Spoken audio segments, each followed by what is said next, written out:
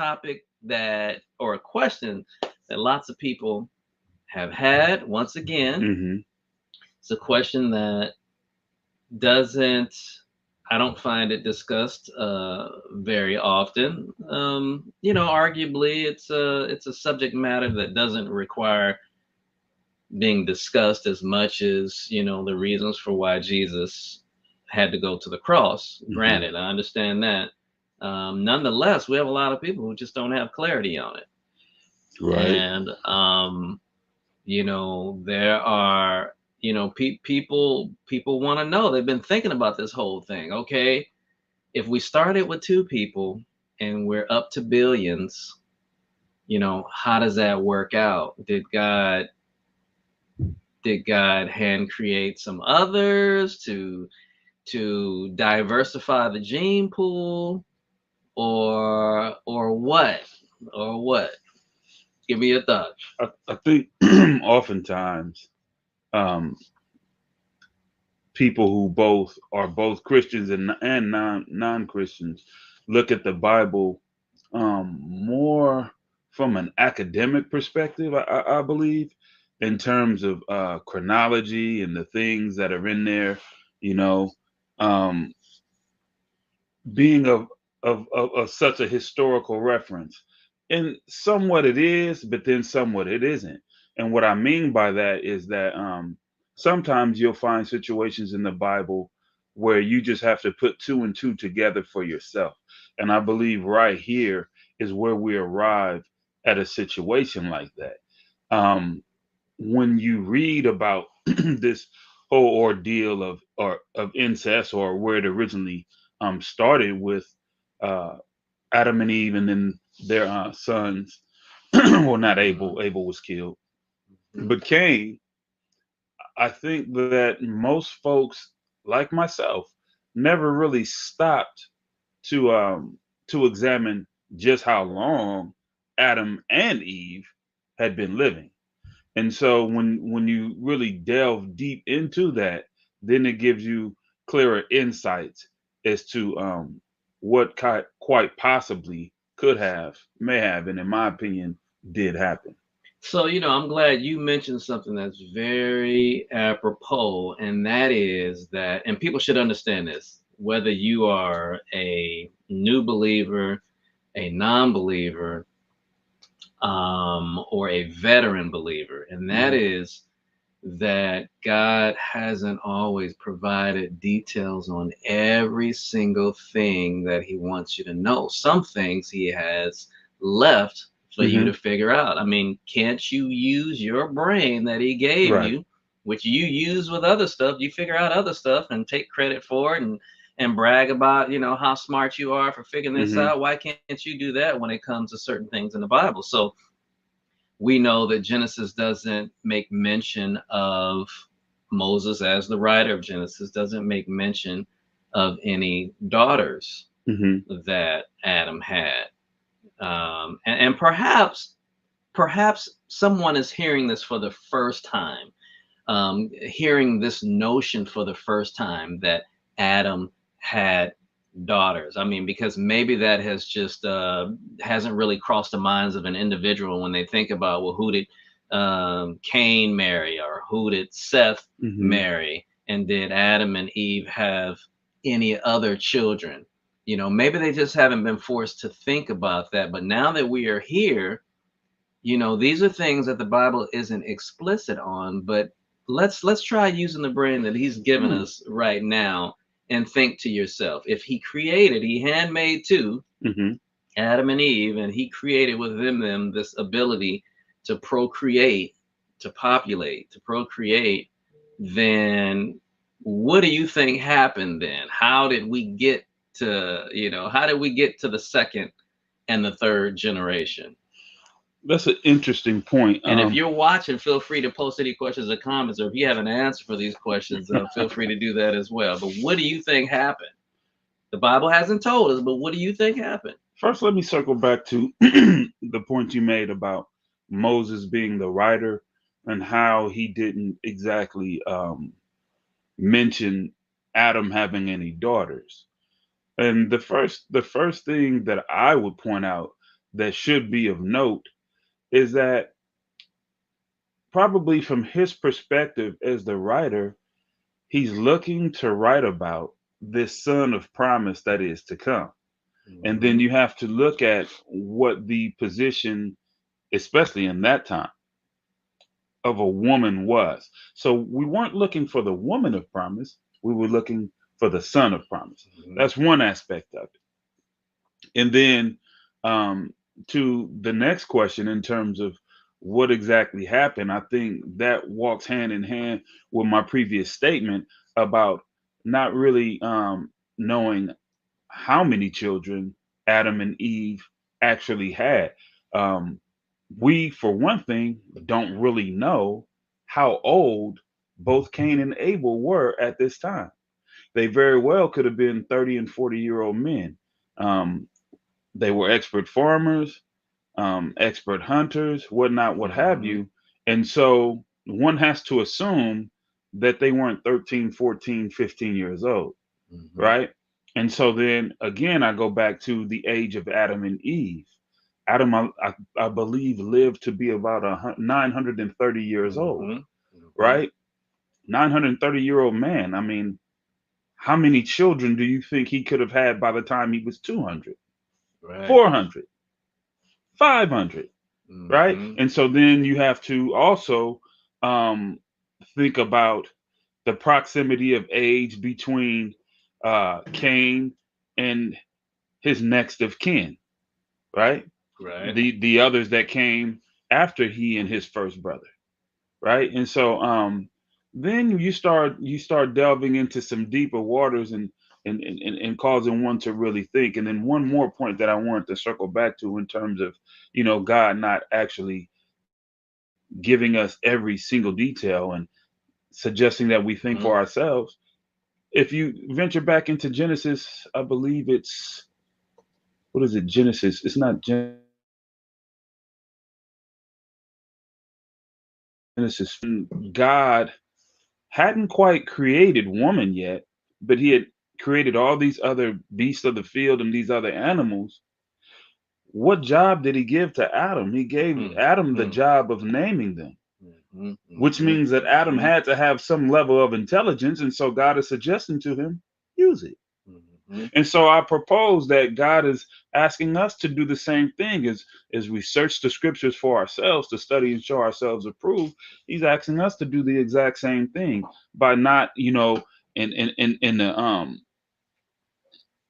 in the perspective of science, giving detail for detail, but asking us, okay, use your brain, think about it. What would come next? What is the logical outcome of this situation? So I want to go back to a point that you made about Adam living to be 930 years, Hmm. as the Bible places it. And for anyone who has any doubts about whether or not an individual could actually live that long, if you understand the dynamics, so this is just for anyone, any inquiring minds, if you understand the climate and the conditions of the world before a flood.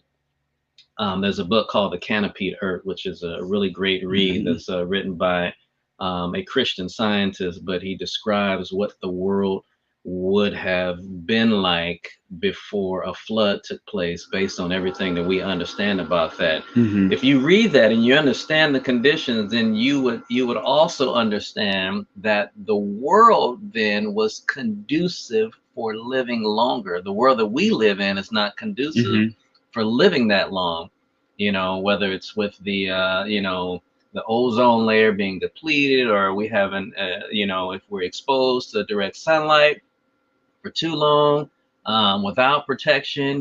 They're just things about the climate and the conditions in which we live that don't make it conducive for living that long. But before the flood, it could. Okay, so let's go back. That was a little bit of a side note. So, assuming that what we're saying is true, that Adam did live to be 930 Okay. years, all we need is to go and employ a statistician or just a mathematician to do the math, and we can make some presumptions, or we can make some calculated guesses about how many kids he could actually have. Hmm. See, we don't need the Bible to tell us how many he did. If he was active, there's no reason to assume that he wasn't active. As we know, men can bear children to the day that they die. But let's just say that he only had children up until the last, or he stopped having children up until the last 50 years of his life. So now we're at about like 870 or so. 880. Okay, 880. And so watch it. Thank you. 880. So if he has a child a year, there's a 9 month gestation process period. We're talking like he can have 880 children without the benefit of having any twins, any multiples. Okay. All right. And that's just with Eve alone, assuming that she has, she's willing to have that many. That's some serious That's child another support. story. But your point is taken. Oh my goodness, if you had to, only Bill Gates and Elon Musk can afford these number of children, only the uber wealthy. But imagine, so it's not hard to believe that Adam himself could have contributed the greatest, almost the greatest to Okay. the population increase. And then you start doing the math with all of his children having children and their children having Hmm. children for as long as they're living, and you can see how the world could be populated. But let's go back to that point of like what was what are these assumptions that we're making or that we're forced to make because we don't get details from the Bible. We're forced to make certain assumptions, and that is that hey, Adam and Eve had to have daughters, and Hmm. the only wives that Hmm. Cain, Seth, and any other children Hmm. that Adam and Eve had, they would have to take one of their sisters, Correct. which, and by today's standards and by even standards of 100 years ago or 200 years ago, that's faux pas. We Right. don't do that. So talk to us about that. Give let's talk about why would God allow that? As people will tell you, it's nasty, it's disgusting, and it's illegal. Okay. Well, I will first address that from the biblical perspective of it, on that side of it. Um, that actually, the prohibition on a man and a woman or vice versa coming together like Mhm. that, as brother and sister or just close relative as a whole, was not banned by God or forbidden by God, should I say, up until what was that, Leviticus 18. Mhm. I want to say verses 1 through 6. You Mhm. can go and look that up for yourself if you're watching.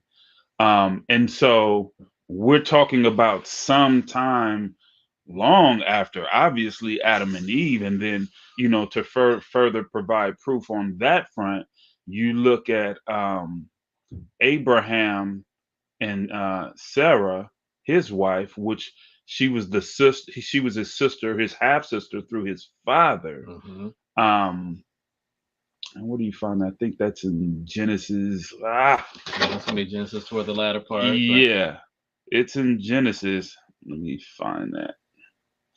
Genesis 20:12. There we go.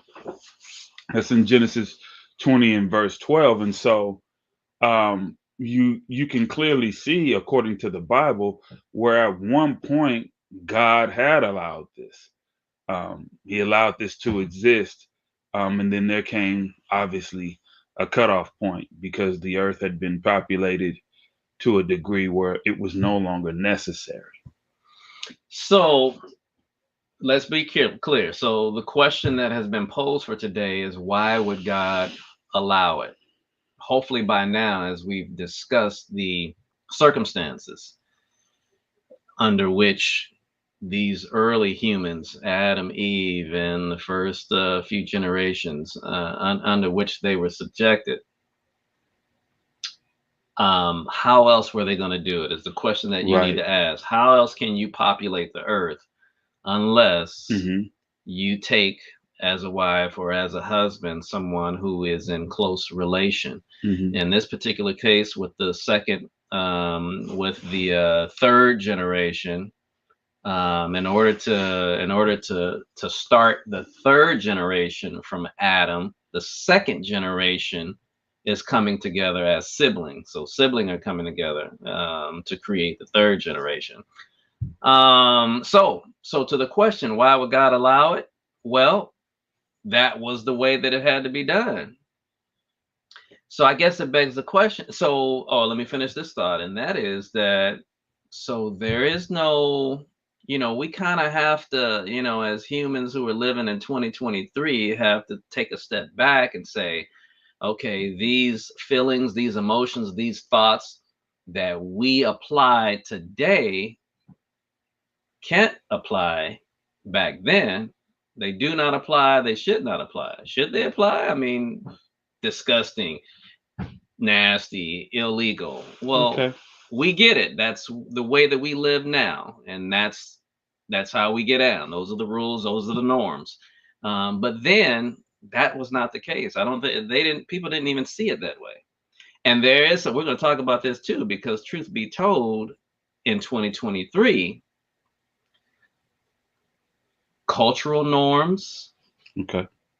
that exist in this world Hmm. are not entirely the way that we think about them here in America. Hmm. But to answer the question, that's how God had to do it. Why would God allow it? Well, because that was the solution. That's and any feelings that we have about this is just what we feel based on our upbringing and the cultural norms that were instilled in us. So my question would then become, if I don't believe in the Bible, right? If I don't believe in Christianity as a whole, or any of the Abrahamic religions, should we say, if I'm just looking at this from the perspective of science, I believe you still arrive at the same place. Yeah, you do, because even if you believe we evolved from a lower species to eventually get to human beings as they are now, Hmm. there's this understanding, and even in that community, that the pool of people, a group of people, a nation, a small nation Hmm. in one part of the world, and they're going to be mixing with each other and not necessarily mixing with another nation, because Hmm. their whole concept of incest doesn't exist the way that it does now. They're going to try to isolate from other nations, for competition purposes or fear of being overtaken or something Hmm. like that. So they're going to keep things from within. Well, when you have a small nation, at some point you're going to run into a problem where you're going to be crossing over into your family, True. somebody you're already True. connected with. So whether True. you're a believer in God, or you're a believer in in evolution, you still gonna be confronted. True. In fact, history even dictates that the ancient Phoenicians practiced this, ancient Egyptians practiced this, as they tried to maintain um, family heirs on the throne, and they began to run out of people. So then that's when you had sisters and brothers inbreeding with one another, and then eventually they extended it out between both Egyptian and Phoenician, to keep these dynasties going as best they possibly could. We see what happened there, but it is there. It has happened. It's funny, as you mentioned one particular word, it made me think, that inbreeding. The word inbreeding is a term, is a tool that we use to describe this sort of situation. I mean, inbreeding does mean some other things as well. We use it in the context of animals, Hmm. often, but it's used also with humans. And when I heard you say that, it made me think, once again, this is humans, modern day humans. And I got to pick on my own country, my own beloved country, America, particularly us, using, a pejorative or a negative term towards other people who participate in it. And while my norm is the American norm too, I don't subscribe to that sort of close relation, mixing. What I do understand is that in other places that they do things differently. And I just want to pull up. Let me just pull up and show you guys a little graphic here. Let me maximize it actually, Wow. so that you can see Wow. what the norms are today in That's today. Europe. This is today. This is today. So incest is defined, the most prevalent Yikes. basic definition of incest includes cousins up to the first cousins, and it can include, depending on the country, um, uncle, niece, aunt, nephew. What it does exclude, though, even though there's some like the ones in blue that say that they're legal, Hmm. those even those countries who say that incest is legal, it's by the definition of incest, meaning up to first cousins, and then for some countries it can be again the uncle, niece, the aunt, and the nephew, but does not include sibling of the same two parents Hmm. or parent and child. Hmm. So incest does not include. I'm sorry, legal incest, if you will, Hmm. does not include parent, child, and Wow. sibling of first two, of the same two parents. But look at this. I mean, this I found this surprising. This was something that I just looked up this week in preparation for today's discussion. But so we have Portugal, we have Spain, we have France. I think that's Switzerland, and I forget the other country next to Germany there. Poland, maybe, no, not Poland. Poland is bigger than that. But France, what? Spain, okay. And then look at this. This is like little footnote in green Legal for where minors. legal for minors, but not for adults, which is really strange. I'm not sure what the rationale is for that, but as long as that's the stipulation, as long as that stipulation is satisfied, Italy is also to be counted in that. I'm not sure what the other green one was. And then it's illegal in Sweden, Finland, these upper northern Scandinavian Hmm. countries.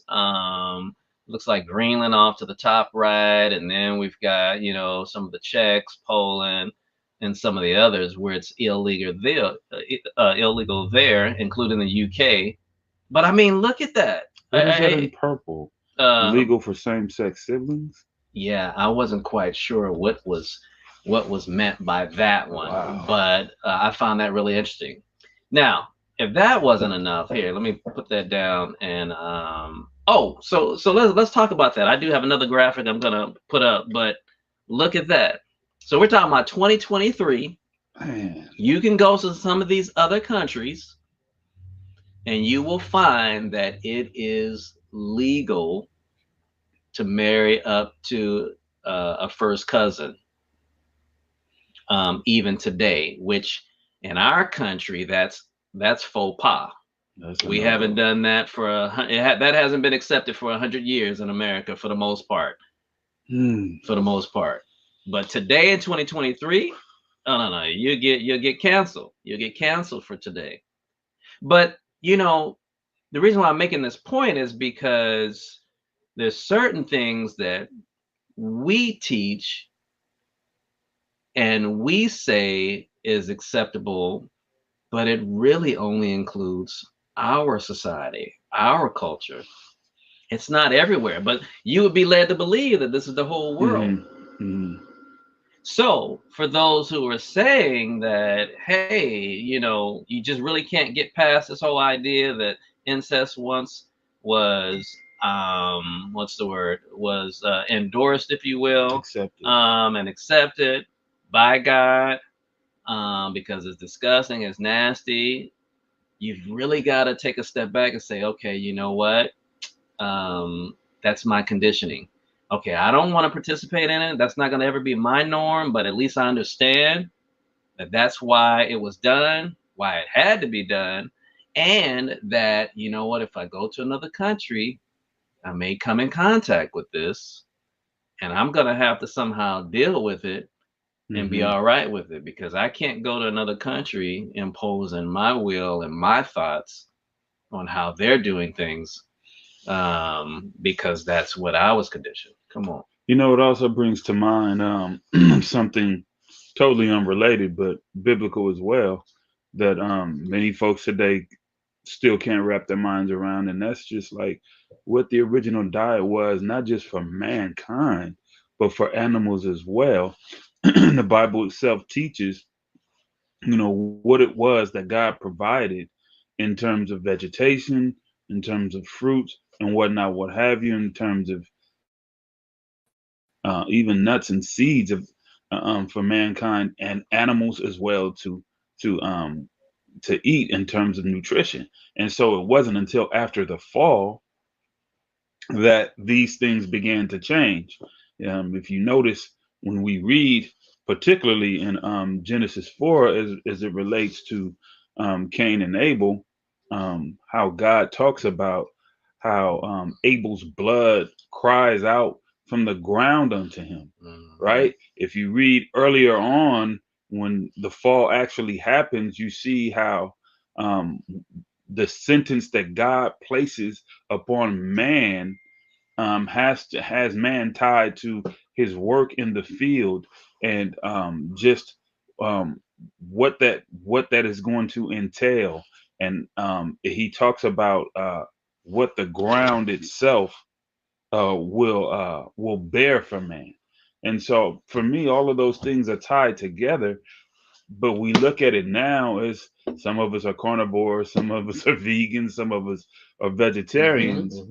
Mhm. And so I say all that to say that the same cabbage, for instance, that you eat today, most likely is not the same nutrient wise, mineral wise, the same cabbage that you would have eaten some Mhm. 7,000 years ago. Absolutely, great point. And just for anyone who is not sure about what the fall is, that my brother Terrence was referring to, for some non-believers, the fall is a reference to the event of Adam and Eve sinning, disobeying God, and then that causing a snowball effect, a ripple effect on the earth. So whenever you hear the fall, that's what that means. I have another graphic I want to show, because now this is the one that really blew me away. I mean, I did actually know some of this stuff, but kind of forgot about it. So we just Good. talked about Europe. Now let's take a look at this chart that actually Now summarizes the whole do world. me, I'm sorry, do me a favor and break down that enormous word down there. I can't say I'm familiar with. I can't say I'm familiar with it. Yeah, Gwen Amorous, sanguinamorous. freedom. Mm.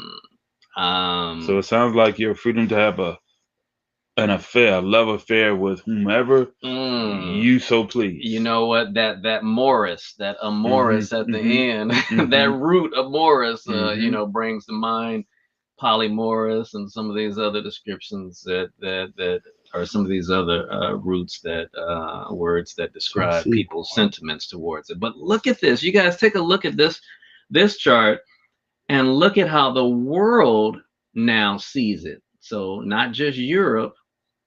And now look closely at, if you haven't already, at the Ooh. United States of America, where we may have folks tuning in, as we often do, from all over the world.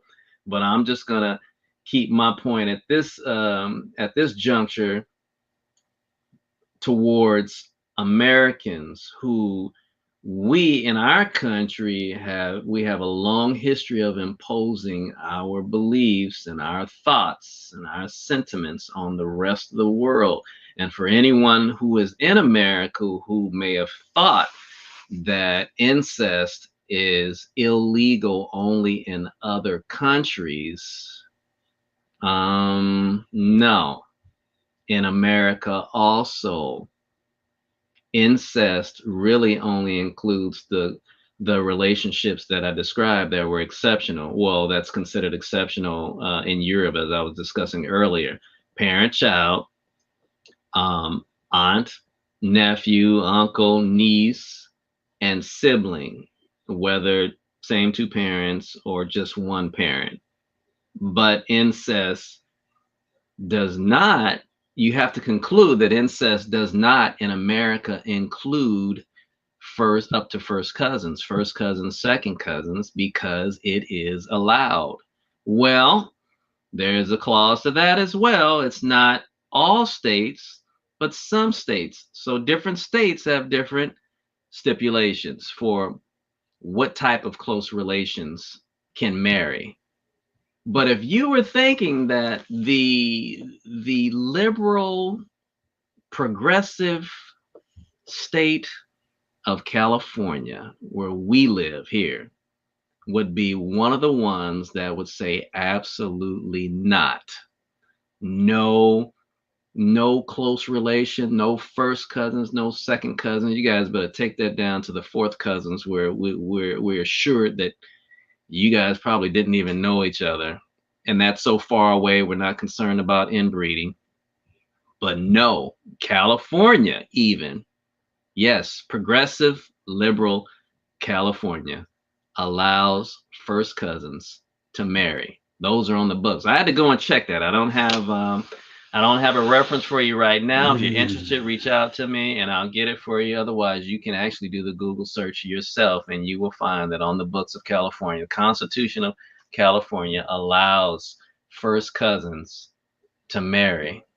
Now, again, that's not my sentiment. That was never what I intended to do. But if someone decided that that's what they wanted to do, they could actually do that in California. Yes, you are hearing that correctly. So, what's the point? The point that I'm making is that, you know, we have a history here in America. Again, my beloved country. This is where I was born. I will Mhm. likely die. I still consider it the greatest country on earth. But we got problems just like everybody else, and we have a habit of pointing the finger at everybody else all the time rather than curling that finger back Mhm. around, pointing at ourselves. So, to a society that goes in hard on other countries for, um, you know, committing incest and marrying cousins and stuff like that, we're doing the same thing here. I really like how you researched and found this and presented this to us, because what it really represents is the difference between what we may accept as being the social norm versus what is actually legally on the books. And a lot of times those two things are almost never one and the same, Different. right? Hmm. Um, there's a reason to the point that I just made. There's a reason why what last year was 2022, and the sitting president had to actually write into federal law, take off the books the legality of lynching. Most people, most civilized people in 21st century America would have believed that that was something that, Long gone, huh? yeah, but no. So, this right here does not surprise me. It's somewhat disheartening, but it doesn't surprise me. So let's be clear that certainly what Stan is saying is not that I'm most certainly not condoning Hmm. marrying first cousins because that's not my upbringing. Hmm. So I subscribe to my Right. upbringing and the social norms of my country, my society.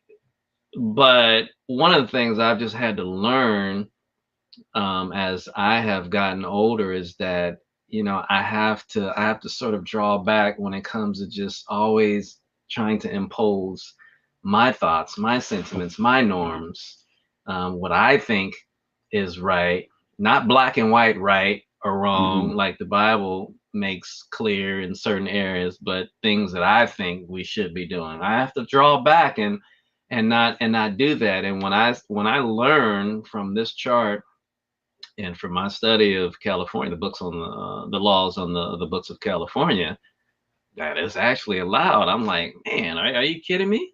But you know what? That's something that we do a lot of that. There's a term that sociologists use to describe this idea that wherever you're from, whatever people you're a part of, that yours is better, Mm-hmm. others isn't, Mm-hmm. and it's your duty to impose your thoughts and wills to help and feelings, help pull them out of whatever ditch you think they're in. It's called ethnocentrism, and Americans largely Mm-hmm. suffer from it Mm-hmm. So greatly. that's how the country was built. Ethnocentrism. We think that the world should do like, be like us, Mm-hmm. but we got problems. Now, let me pick on, actually not pick on, but use Iran as an example, that I think is good. Is actually, I'm not going to put them in a bad light. So Iran, I remember at one time, maybe things have changed, that Iran had this law in the books that if you were caught stealing, that the hand that did the stealing got cut off. I remember that. I don't know if it's still accurate, but I definitely remember that. You know what? I I don't have a problem with that. I live in America, where we typically, like to think Oh of man. ourselves as the most civil, Mm-hmm. non-violent, or at least non-violent ideology pushing nation, and that the way that we deal with people who commit crimes Mm-hmm. is the example for the rest of the world to follow. Mm-hmm. But this system that they employ there, it it worked. I mean, there are other countries like Singapore, for example, where Singapore was absolutely the most one of the most beautiful and the cleanest city states, countries, cities that I ever visited. I mean, the whole city was immaculate, lawns manicured, Mm-hmm. streets clean. Even in the subway, I went down into the subway. We were going somewhere traveling. I took the subway. I took my hand and dragged it across the floor, and didn't pick up anything that was Wow. noticeable. No dirt. Now, Wow. unlike my visits and my time spent in New York, Mm-hmm. I wouldn't dare do it. I could see the dirt on the Mm-hmm. ground already. I wouldn't Mm-hmm. need to put my finger down to test and see if it were true. But Singapore was absolutely immaculate. Now, why am I highlighting this? Because Singapore has some unique laws there, Mm-hmm. okay, that help foster a country that's clean and immaculate. Mm-hmm. No spitting, it's against the law. Mm-hmm. No gum, it's against the law. Don't do it. Mm-hmm. You're gonna get either fined, or Flogged. you're gonna get, yeah, they call it flogged. But you're gonna get your butt whooped with a bamboo, some sort of bamboo stick or something Mm-hmm. like that. Just don't do it. Bring drugs into the country, Mm-hmm. death penalty, automatic. Folks Mm. don't bring. I mean, somebody might be doing it, but it's probably somebody who's got a high position where they know how to get away with it. But for everybody else, there are no drugs in Singapore. Death penalty. They're not playing around. Now we would say that that's harsh. They would say that it works. We're the ones with the big drug problem. They Mm-hmm. don't have a big drug problem. Mm-hmm. But no spitting, no gum. You can't find gum. You can go reaching under your seat at a restaurant, anywhere, or out in the picnic tables. At the park, you're not gonna find gum underneath there. Nobody's got gum that they stuck up under the seat. When you say no spit, no gum, you know what I'm reminded of? What's Those that? old school days of going to church, where you come up in there Oh, there chewing. was some gum. Yeah, and that usher, that deaconess with their white Hold that gloves. hand out. Hold it out. Yeah, Hold up. Give it yeah, up. you're not Give it doing up. that up in Put it here. in the napkin. So what they're basically saying is their entire country is a sanctuary to them. It's to Mm, be respected. It's to mm. be revered. I like Right? that. I like That's an that. interesting perspective to have. And back to Iran, is as you mentioned before, what I wanted to add to that is that has been, excuse me, successful for thousands of years Hmm. in terms of that that eye for an eye type of mentality. Yeah. You Hmm. stole something, this is what it's gonna be. Man, you already know what's coming. Hmm. You already know it's coming.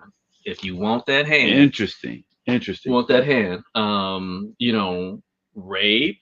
Um, Oh man. if memory serves me, maybe it's not Iran, but I do remember reading in my early 20s about a country that handled rape with cut it off.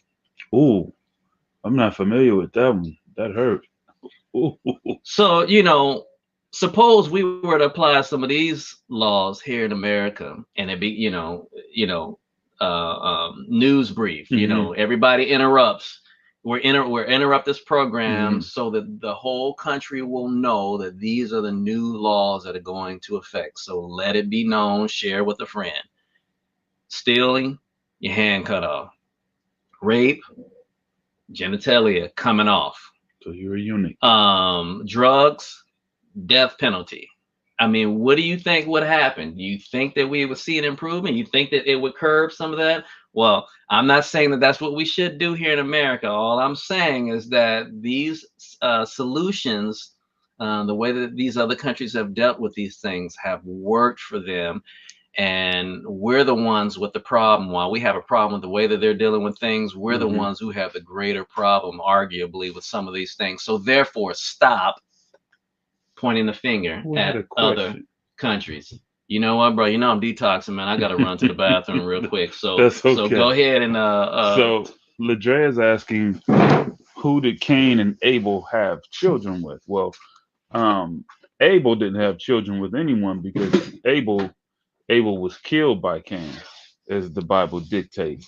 But Cain was banished uh, um, from Eden, and so he went outside and found a wife. The Bible doesn't say what her name is at all whatsoever, only that he and she came together and had a son whose name was Enoch, which Cain built a city naming it after his son Enoch. But as Stan and I were alluding to, that this wife that he would have married was actually one of his own siblings or a niece or something of that sort, based on the fact that Adam himself had lived so long, 930 years, that when we read the Bible, for some reason, and I myself am guilty also, we tend to have viewed it through the lens of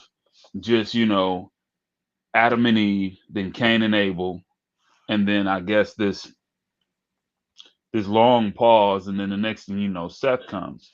And such is not the case, which is why we were describing just how many children Adam could have possibly had, as Sam was saying, if he had lived to be 880 and have a child each year, how he would have had well over 800 children, and those children would have had children. And so when you think about it in that context, it is quite more than likely that the woman that he married was either one of his siblings or a distant niece. I hope that answered your question. Please let me know in the chat. hmm, yeah, that's a good question. So um, appreciate you, man.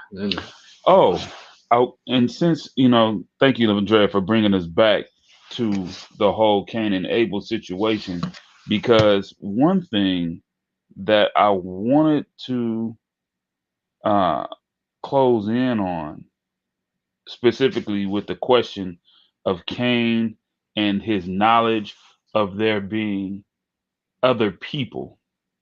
It wasn't even just Cain, as the Bible describes it to us, that lets us know that there are other people, but it is God Himself who acknowledges this as well. And so Mhm. when we look at Genesis chapter 4 and starting with 14 and 15, Okay. so you have Cain whose complaint to God is because God has let him know, you're gonna have to get up out of here. You can't be here anymore. So Cain says to God, he says, look, you're driving me off the land today, and I must hide from your presence. I will be a homeless wanderer on the earth. And check this, Whoever finds me will kill me. That's indicator number one right Okay. there, that there are other people, right? So that was Cain speaking. But verse 15, the very next text, it's God. God speaks. He says, it says, the Bible says, but the Lord said to him, all right then, if anyone kills Cain, Cain will be avenged 7 times as much. Then the Lord put a special mark on Cain so that no one who found him would strike him down. So if there are no other people, then who are the other people that one, Cain is talking about? Mm-hmm. And who are the other people, two, that God acknowledges? Mm-hmm. Mm-hmm.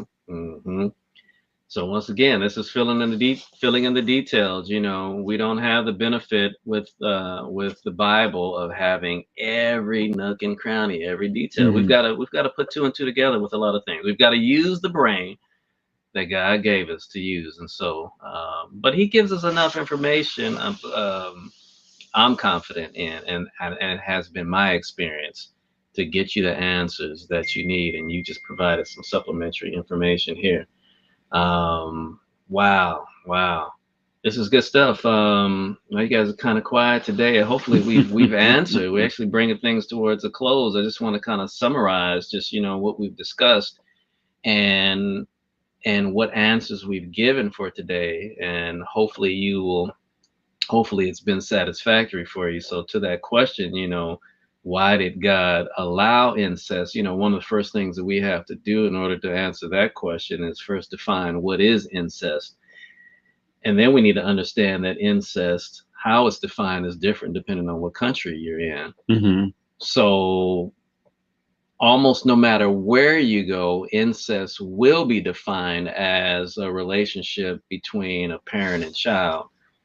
Um, it in most countries also includes a relationship between sibling of the same two parent. Hmm.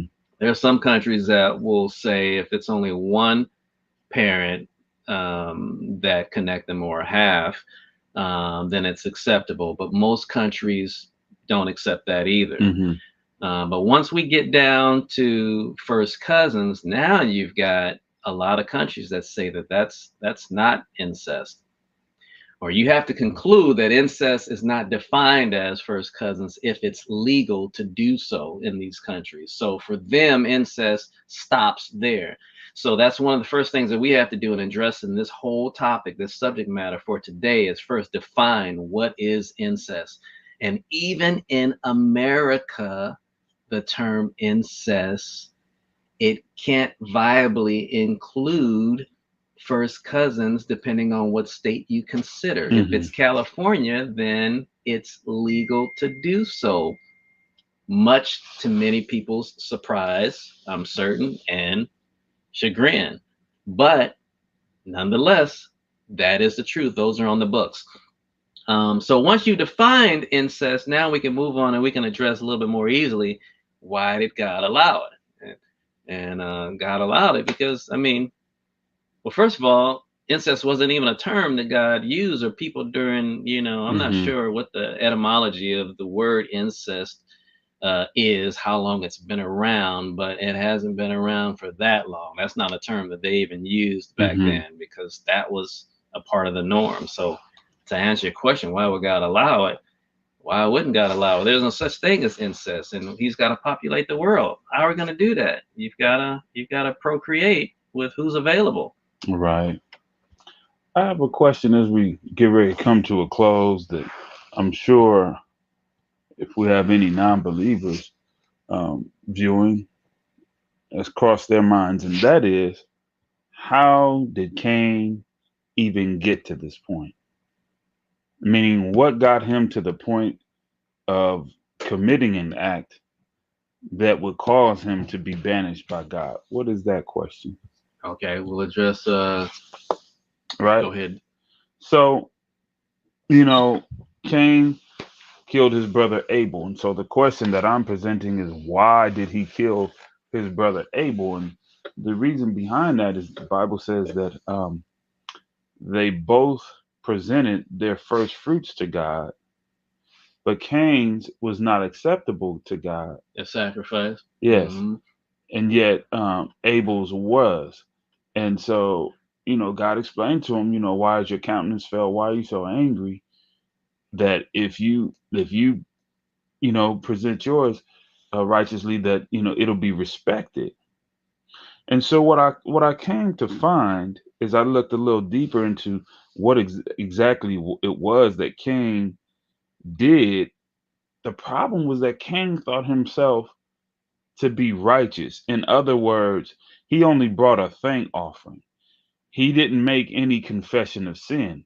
And while his brother brought both a thank offering and he made a confession of sin. So, in other words, Mm. Cain didn't see himself as in need of God's mercy. That's some dangerous ground right there. Mm. So, Mm. I just wanted to Mm. add a little Mm. context Mm. to that as to what even drove Cain to the point that he became so angry. That anger turned into envy, and then envy into pride, and the next thing you know, we have murder. And so that's what eventually snowballed. Sin is very insidious. That's what eventually snowballed into him being banished from Eden. And so now we're having this whole discussion about incest, another thing we consider taboo today. So Ladrea has a She question. had a question too. Wow, this She is says, she dare says. I Mm. like it. Why is it a problem now if God allowed it before? And how do we know it is no longer allowed? And I touched on that a little earlier. We know that it's a problem now, and that God Himself no longer allows it because He had Moses to speak to it in the book of Leviticus, chapter 18, verses I believe 1 through 6. So, and that's how we know that it's no longer allowed. Well, let's be clear too. It's important for the viewers to understand that God did change the rules of the Mm-hmm. game, whereas there were almost no rules. It would make me cringe if, because of because of my condition, and it would make me cringe if even before the flood, the antediluvians, Mm-hmm. if there did exist acceptable relationships between a parent and child. But I would still understand if it did. I tend to think that probably was not allowed since the beginning of time, even though it's not explicitly stated Yeah. at the beginning of time. So I'm saying that I would cringe if that were true. But what we do have to remember is that, to this question, how do we know it's not allowed now, is that how God defined things as unacceptable were different in the very beginning, Mm-hmm. and the point at which he gave new laws to Moses. He finally said, it came to a point where he said, finally, okay, you know what? No more uncle niece, no more uncle. I mean, sorry, auntie and nephew. Those are no longer no sibling of the same two parent. I think no sibling Can you pull even. up Leviticus 18? Absolutely. Because I loved it as I was reading over it. It actually went a little deeper than just the aunt and the nephew and the uncle and the niece. It talked about in-laws as well. Like um God gave a very Leviticus, which? Leviticus 18.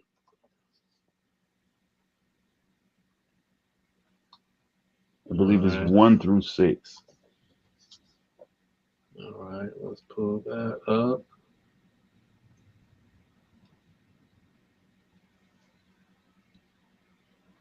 And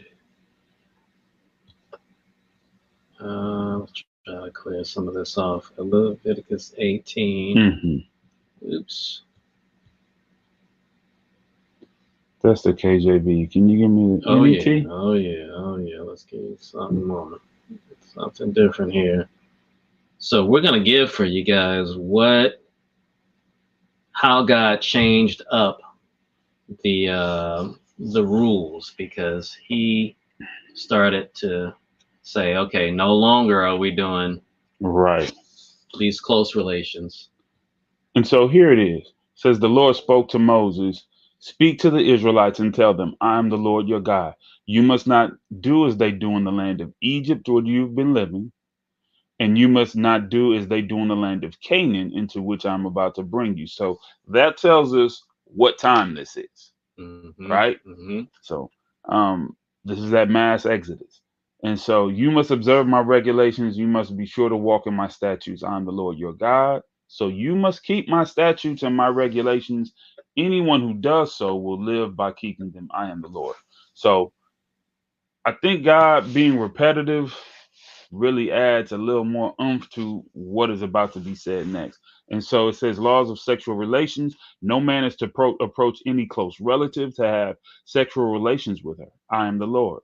You must not expose your father's nakedness. That's an interesting point. By having sexual relations with your mother. She is your mother. You must not have sexual relations with her. You must not have sexual relations with your father's wife. She is your father's nakedness. You must not have sexual relations with your sister, whether she is your father's daughter or your mother's daughter. So right there, he cut off that whole situation with With a Abraham and half a Sarah. hole. With a Yeah, half a that's hole. that. It's a wrap Hmm. on that, right? Hmm. Whether she is born in the same household or born outside it. You must not have sexual relationships with either of them. You must not expose the nakedness of your son's daughter. Wow. Or your daughter's daughter by having sexual relations with them because they are your own nakedness. And you must not have sexual relations with the daughter of your father's wife born of your father. She is your sister. You must not have sexual relations with her. And it goes on to say your father's sister, she is your father's flesh, Your aunt, right? Your aunt, your mother's sister, she is your mother's flesh. You on must either not expose side. the nakedness of your father's brother. You must not approach his wife to have marital relationships with her. She is your aunt. And you must not have sexual relations with your daughter in law. That's why I said it got a little even more Right. He extensive. expanded. Yeah, she is your Expanded. son's wife. And you must not have sexual relations with her, and you must not have sexual relations with your brother's wife. She is your brother's nakedness. You must not have sexual relationships with both a woman and her daughter. You must not take as wife either her son's daughter or her daughter's daughter to have sexual relations with them. They are closely related to her. It is lewdness. You must not take a woman in marriage and then marry her sister as a rival wife while she is still alive to have sexual relations with her. Now we're talking about sister wives. Well, they're not all sisters. They call them sister wives. That's parenthetical. But I like what's going on here. God is very explicit. He's not Mm, leaving any no ambiguity, wiggle room.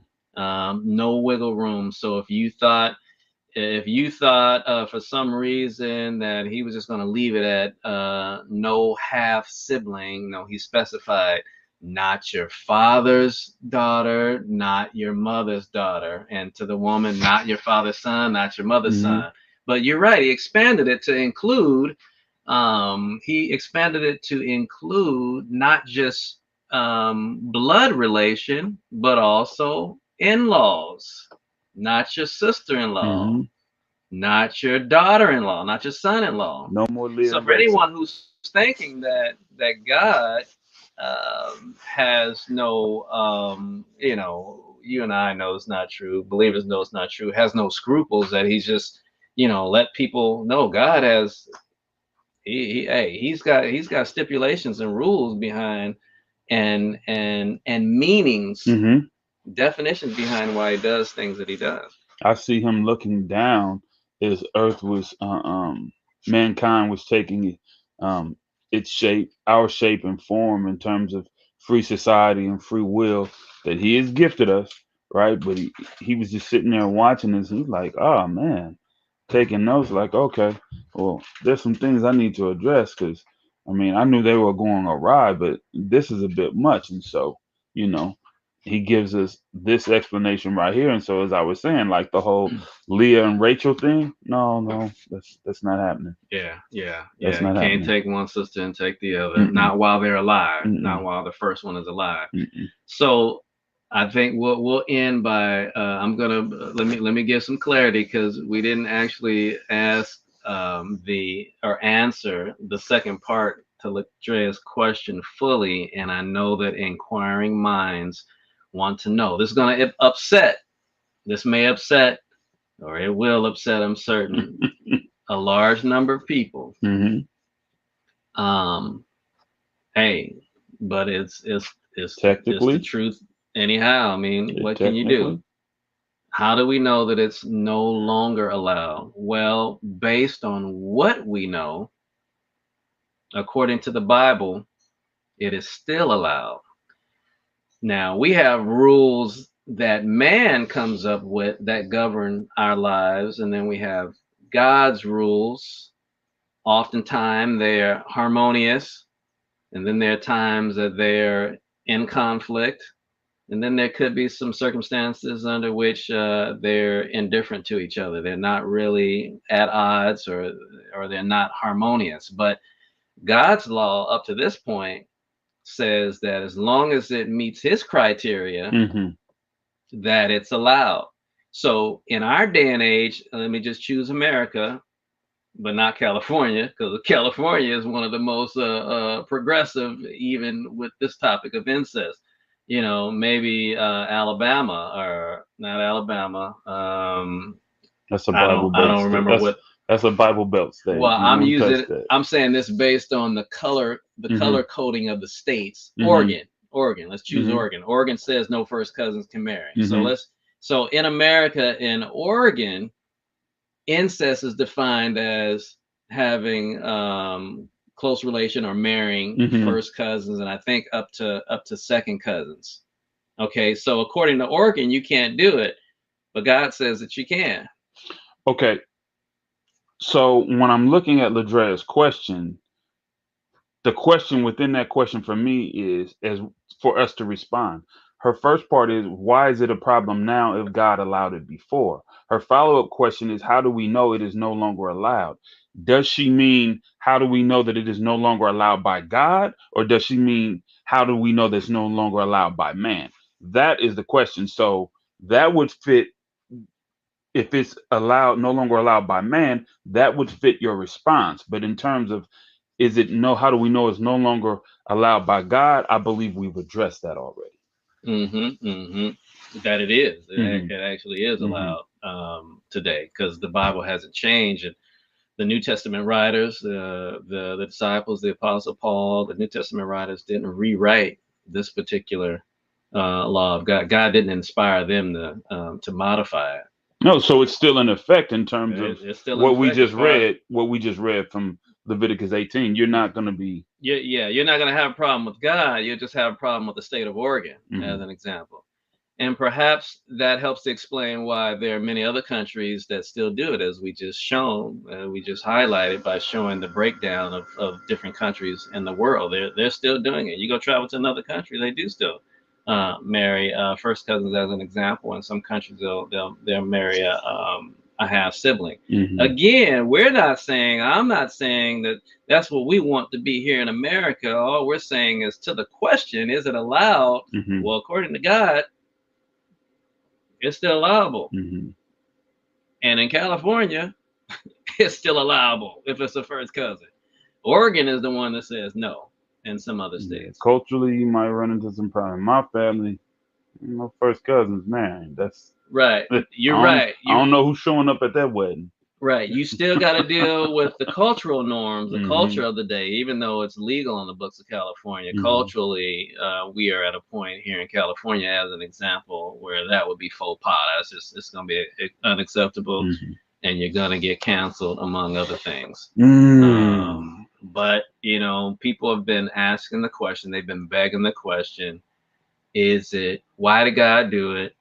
And Ladrea just asks, well, is it still allowed? If God allowed it, then is it still allowed? And if we're going to be honest, as we always preface before a TRP, a Reclamation Project Hmm. broadcast, that we're going to be objective. We're going to take our feelings on, whether it's controversial, blasphemous, or offensive. We're gonna tell you the truth, and well, Hmm. that's what the Bible says, and that's the truth. That for me, that settles it. I believe it, So and we can move on. many arranged marriages are with first cousins in other countries, so they are not in compliance with God's law. No, they're fine actually. First cousins are fine. Yeah, that so if it's that's what I was about to speak to just prior to her posting that statement, that anything that falls outside of what God prescribed in Leviticus 18 is what we're discussing as being permissible. But anything that's on that list, whether it's your daughter-in-law, your son-in-law, your nephew, your niece, um, those are the anything listed in there are Mhm. what you cannot. But a first cousin is not mentioned in there, and so. No, first cousin is absolutely still game. I Hmm. mean, some of the most progressive countries in the world Hmm. that we agree with human rights and stuff, they allow first cousins. They just Hmm. it doesn't get publicized. It doesn't get media attention, mass media attention like we do. This is something that we push. So first cousins are God doesn't see it as a problem. If he were advising you, now here's what I'll give you for those who are saying, Stan, come on, really sound like you're endorsing it. Uh, my rebuttal is gonna be, look, if that's what God say, that's just what it is, whether I like it or not. Hmm. But what I do believe is that if Jesus came to Earth in 2023 versus when he did 2,000 years ago, and if he were advising you, he would say, well, you know what? Where do you live? You live in America. Well, the way they do things like that, I mean, the way they do things in America, it's not allowed. You're gonna have a rough time. So don't do it. I wouldn't have you to do it. You know, I Hmm. think that if you were to ask God his advice, he gives advice at times that are predicated on the society in which you're living. I mean, after all, remember when the question was asked, well, whose money is this? Hmm. And he looked at it. He's like, whose face is on it? Hmm. Well, Render unto Caesar what render is to Caesar's, Caesar what is unto Caesar's. God That's what is God's. so I take Hmm. that as, yeah, sort of. God is, he's flexible. He's flexible in how he gives advice. It's always going to be prudent, Hmm. appropriate, and functional. So, if I'm understanding you correctly, what you're saying is that a lot of what we're reading in terms of um, biblical text on this obviously has a lot to do with not just the culture of the time, but also proximity. You think about it now, what is the likelihood of someone actually, in my opinion, I'm sure my opinion is tainted by my theology, but why would one settle for marrying a first cousin when the pool of people that one could, for lack of better terms, fish from is so vastly larger than what it would have been for Cain in the Hmm. situation that he Hmm. was in? No, absolutely makes sense, and that's where we get to the practicality. Mm, It's still within the realm of practicality if you are a part of, as an example, a tribe living in the Amazon, hmm. and you have a hundred people in your tribe, and you guys don't intermingle with Right. other tribes. Well, what else are you gonna do? Yeah, what's the But likelihood? when we live in a country where there are 300 and what 380 million people, Hmm. it's not necessary, and we get to Hmm. diversify the pool, and it makes you wonder. Well, I think I know the answer. We already know the answer. It makes you wonder why. royalty doesn't diversify enough, because according to the, if anybody paid attention to the picture that we had as a promo for today's topic, Here we go with part two. you would see what can be the results of inbreeding, of marrying too close in a relation.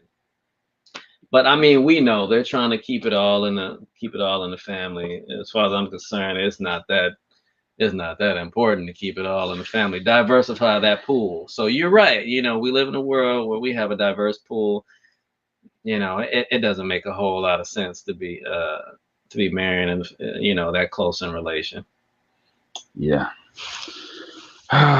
Yeah, quite a an interesting and thought-provoking discussion for today. Hopefully, you guys have some takeaways. You've gotten some clarity on some questions, and you're not going to charge everything to our personal accounts here. We're just messengers, and I'm with you. I don't like the first cousin, most certainly no sibling, and but if I go to another country, that's the way I do. That's the way they do it there. I'm not there to try to change their laws. If they ask me what my thoughts are, I'll share it with them. But it's not my job to go there with an ethnocentristic approach and try to impose, American beliefs on them, because we just don't have it all together ourselves. So we need to just work on us. How about that? Amen.